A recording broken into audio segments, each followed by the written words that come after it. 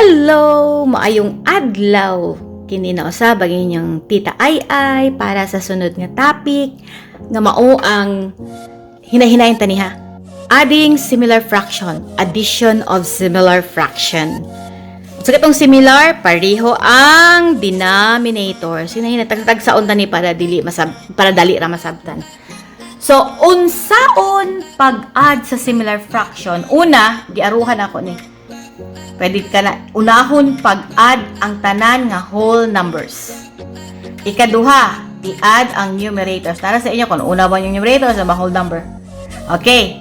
Dayon, kopyahon ang common denominators. Ang last nga buhaton, i-simplify or reduce to lowest term. Unsa ito pag-simplify? O, katong i-divide sa GCF, ang kaduha kung ang final answer, improper change to mix. Okay. So, pariha inani. Kana. Muna siyang fraction. Diba? Similar fraction siya kay ang common denominators 8. Okay. So, sa aking giingon, i-add una ang whole numbers. Pakita na to. 4 plus 6. Munang whole number. Tagsa-tagsaon. Kung katong bright na yun, hala, pwede diretso. Pero mas may nang hinay-hinay. Basta sure. Dayon, i-add dayon ang mga numerators. Hamang numerators ay kaya nasa ibabaw. So, 3 plus 1 plus 5. Diba? Ano, wala man siya diha. Dayon, kopyahon ang common denominator. 8. Okay. Karon i-answer na to. 4 plus 6 is 10. Diba? Then 3 plus 1 is 4 plus 5. Pila man? 9. 8. Agoy, di ka pwede mohunong anak. Kay improper niyo, tanawa, dili pwede ni siya. Dili pwede ni 9/8. Kinahanglan gamay ang numerator. Munto kung ingon mo, i-change to mixed number. So, unsaan pag-change ang 9/8? Ang 9/8, buti pasabot na ay 8 of 8/8 og 1 9, di ba? So 1 and 1 times 8 8. Kita ba? 9 minus 8 is 1. So ang 9/8 di ay is equal to 1 and 1/8. Okay. Tapos na. I-plus dayon na kani ato man gi-simplify, di ba? Kaning 9/8.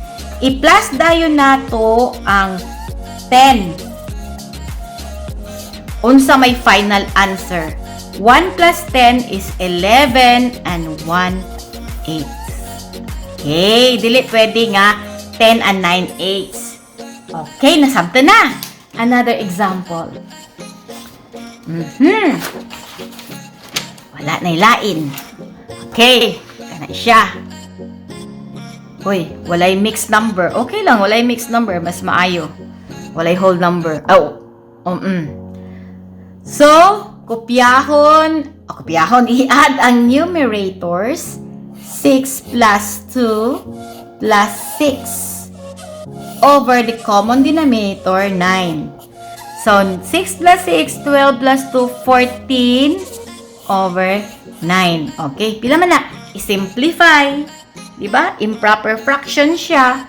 So, 14 divided by 9. Hinay-hinayon. 1 times 9, 9.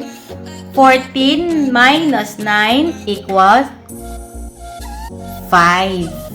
So, ang answer, mao ni ang whole number. Ikopya una, whole number. Numerator, 5. Ang denominator, 9. Ayaw baliha. Timan ha, kung unsay denominator dia, mao sa nang denominator dia. Nasabta na.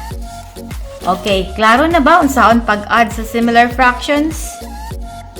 Okay, very good. Og kini mao ra kamubo.